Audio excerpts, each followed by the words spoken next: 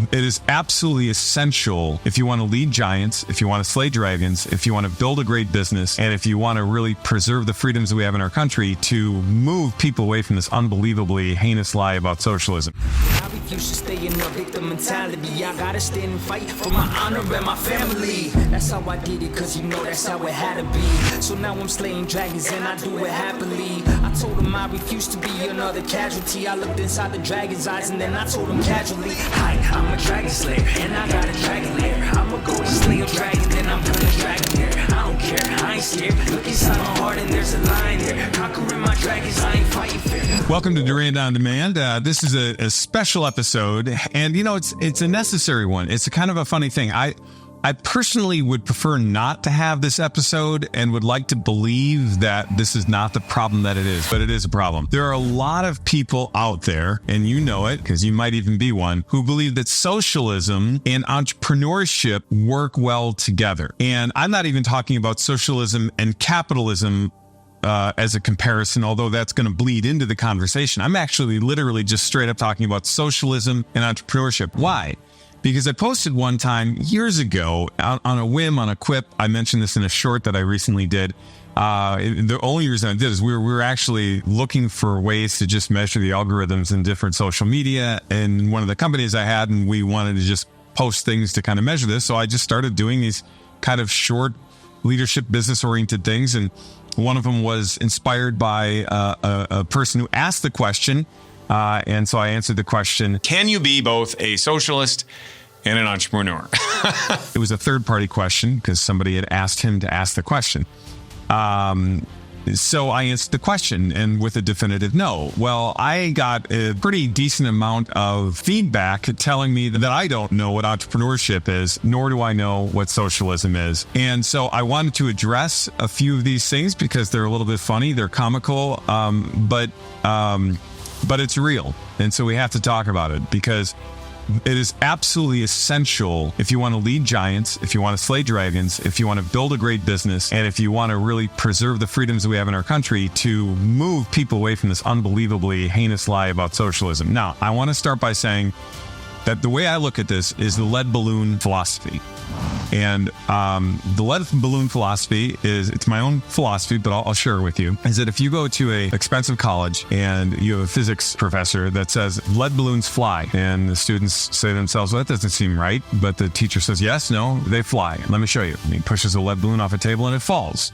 The students go, well, that seemed as though it fell. And the professor says, see how it flew? And they're going, that doesn't seem right. But he's a professor at this very expensive university, so he must be right. And he says, there are study after study, worldwide studies of lead balloons flying. Let's look at all the studies. And every one of them shows that the lead balloon fell. Okay?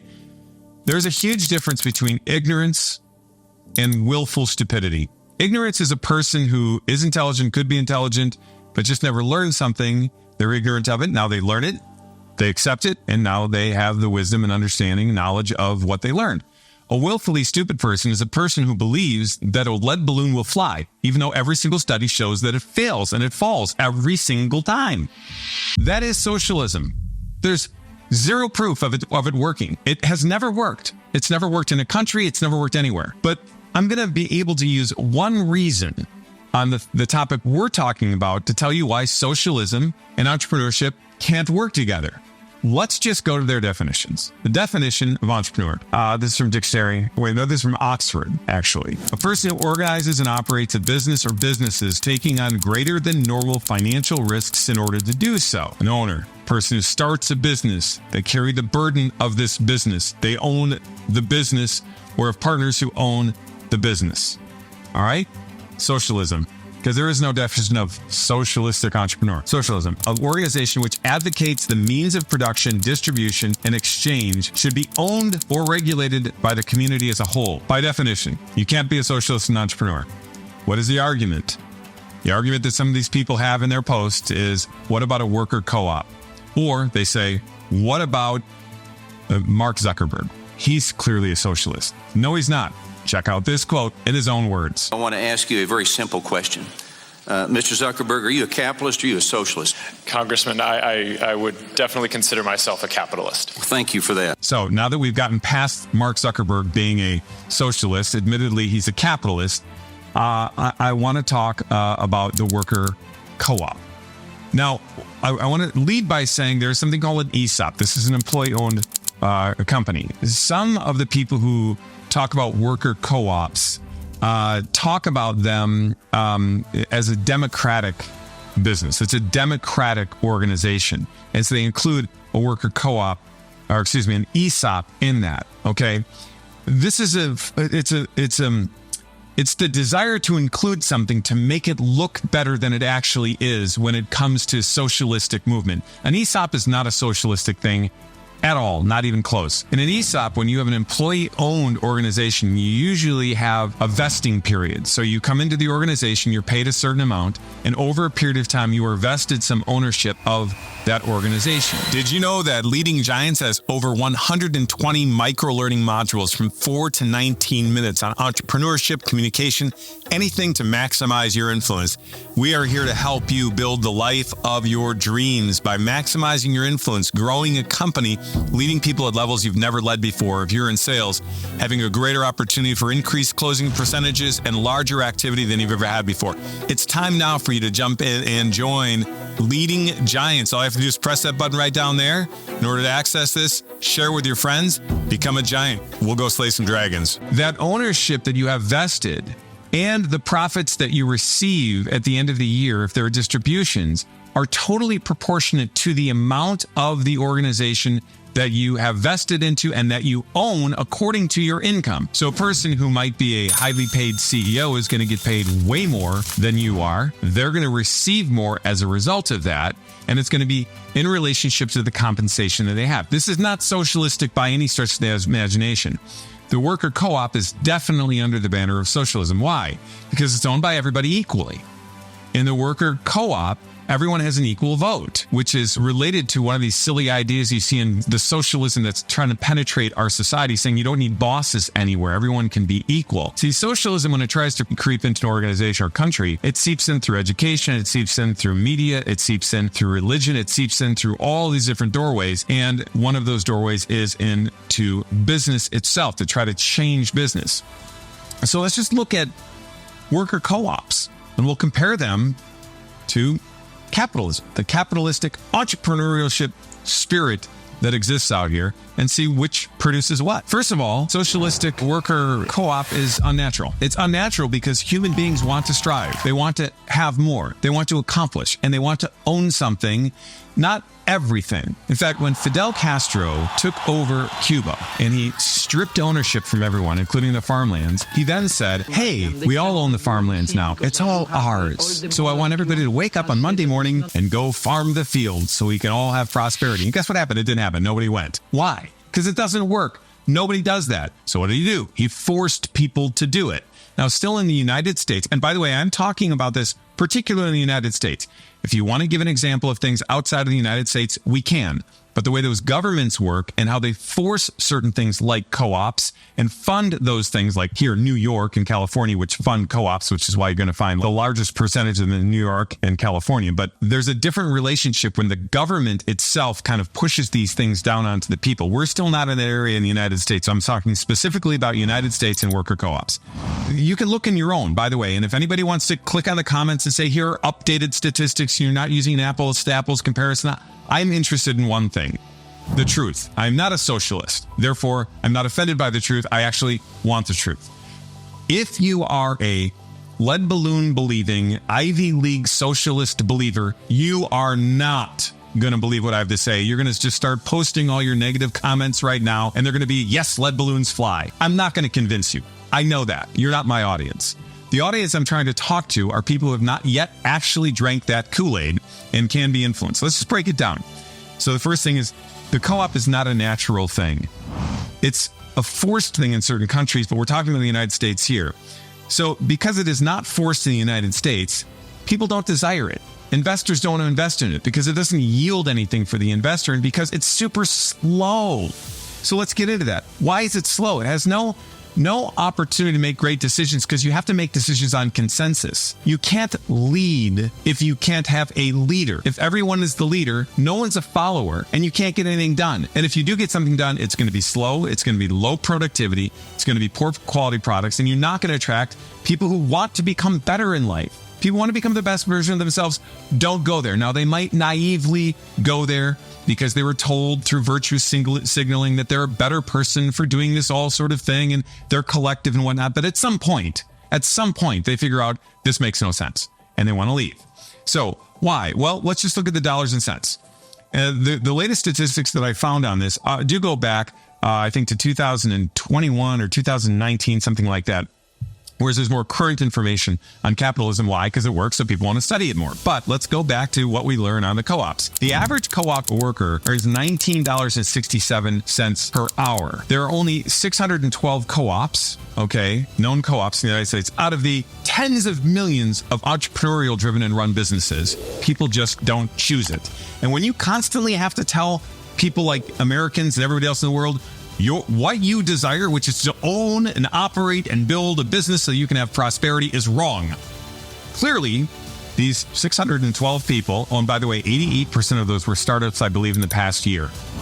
Okay, so that tells you a little bit about how long they last and why they go out of business, if you'd call it that. So what happens is you have to literally have people say, no, these 100 and some or a couple hundred co-ops that are working and have operated for a period of years, and I know the examples of some of them, by the way. Most of them actually have a philanthropic mode to them where they're recruiting people who couldn't get other jobs to do some job training. I think that's great. By the way, let me just say this. I don't have a problem with you being in your worker co-op. If you want to be in a worker co-op, because I do believe in freedom, be in it.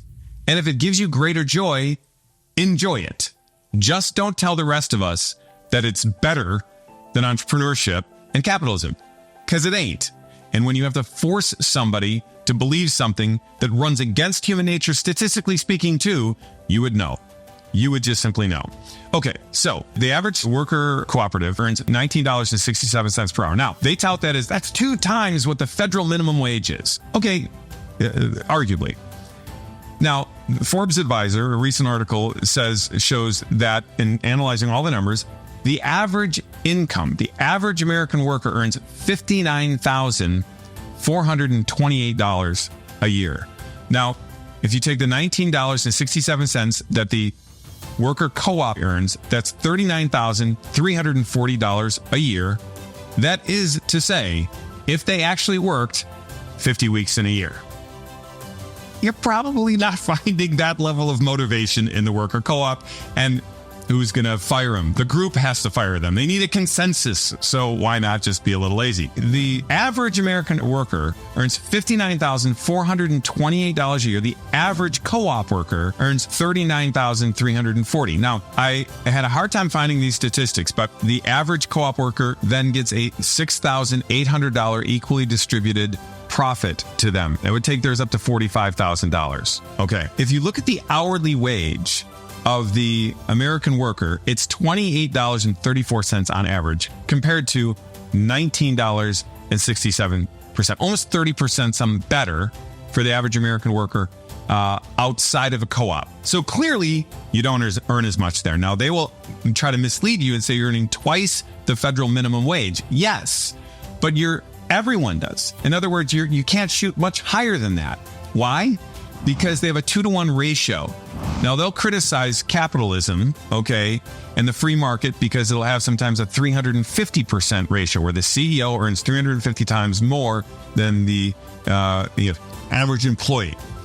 It can be argued, by the way, whether or not this is smart or is not smart. I'm not saying there should be runaway compensation to a CEO compared to another worker. But what I am saying is it kind of takes care of itself. If the average worker is earning good money and doing really well, and the reason they're earning good money is they have a super smart, savvy business owner, an entrepreneur who's earning so much money that he's able to pay the employees really well, but still he or she is still paid exorbitantly beyond everyone else.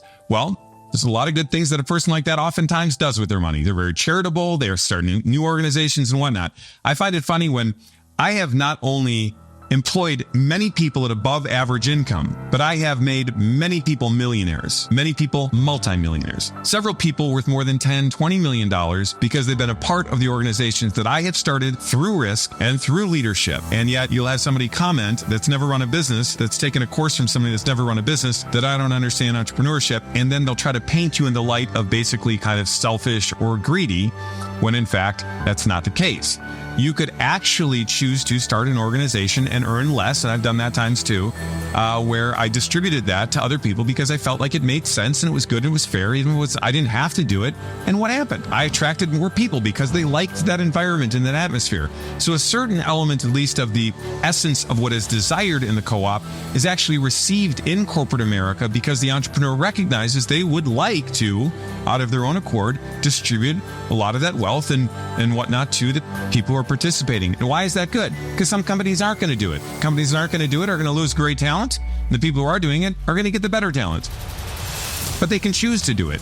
And they also inspire people to want to take risks because there is a reward for somebody at that higher level. Hey there, Giant. Dave Duran here, and I want to invite you to subscribe to our brand new e-newsletter where you will get the best of the best tips and insights to unlock the giant in you, build an empire, and slay some dragons. Sign up below. Let's go slay some dragons. When you look at this, and by the way, an argument I know somebody's going to make is they're going to say, yes, but Dave, that $28.34 that the average American worker earns is blown up by these massive compensations by super high paid people, whereas we gave you $19.67, which is like the average worker of the co-op, and it's not blown up by huge numbers. It's not influenced by the fact that, in your model, the CEO could earn 350 times what somebody in a co-op works, because in the co-op, it's 2-to-1 ratio. The highest paid person is 2-to-1. So you can earn $78,000 in the co-op. Now, the crazy thing is that in the United States, I think it is 46% of Americans. No, it's not. It's 50% of Americans earn more than the $39,000 that the average co-op workers are. 50%. So this is not an elite thing. More than half of Americans earn more than what the average co-opper works or earns. Co-op worker earns. But the highest paid co-op worker on average here is $78,000. It's twice what that average is. Twice. That's it. So if you aspire to barely be able to make enough money to get by in the United States, which is $78,000 if you want to have 3 kids and own a car and have a home and put people in college, that's not enough money to do that. Okay? So what do? You get an education, or you work hard, or you take a risk, you take a chance, you invest in a way that allows you to get past that level because you have hope that you can. But in a co-op, you have to recruit people who don't care that they don't earn much and that only aspire to earn a little bit more than that and won't really carry much responsibility because when they want to make a decision, basically everybody in the organization has the same amount of authority that they do because they have to wait to get it done on consensus. It fails. It fails in every single way. Just when it comes to socialism itself, there are 0 socialism countries. And by the way, people say socialism, capitalism, communism. What are the differences? And you can look at the definitions. Primarily, you're going to say that communism is a forced thing by the government. Socialism is an uprising where people desire to have it themselves. Nobody desires it, by the way, because they don't desire it. It is forced upon them. And that's what always happens. So socialism leads to communism, whatever. And I know you lead balloon people, they're just not going to buy this stuff. Fine, doesn't matter to me. But what you have to remember is there's been 0 walls built to keep people in socialist or to keep people out of socialist and communist regimes. But the Berlin Wall was built to keep them in, okay? The reason that we're building a wall on the border is because people from socialist countries want to come into our country. You don't have people fleeing the United States to go to socialist countries, but you have people in socialist countries fleeing them to come to the United States. This is a lead balloon thing that I just gave you. Probably aren't going to believe it, doesn't matter. The last thing that I just want to say, I alluded to early on, if you want to lead giants, if you want to slay dragons, you got to do it in a capitalistic environment because you're not going to lead people who want more in a co-op. You're leading people who don't want to become giants. Now, if you want to be philanthropic and be a giant in giving back by helping people in a cooperative environment, I am all for it. And that's a giant in a different way. Okay? But Just stop trying to tell people that you can be an entrepreneur and a socialist. You can't even get past the definitions to make it work. And on their efficacy, there is no contest. This has been a special episode of Durand On Demand. Hey there, Giant. Thanks for watching Durand On Demand. I need your help with something. The world desperately needs more giants. You know it, and I know it. We've been around a lot of people struggling, figuring out how to make things go. So hit that like button, hit that subscribe button, share this with as many people as you can. We're going to build this audience, and we're going to help people slay dragons together.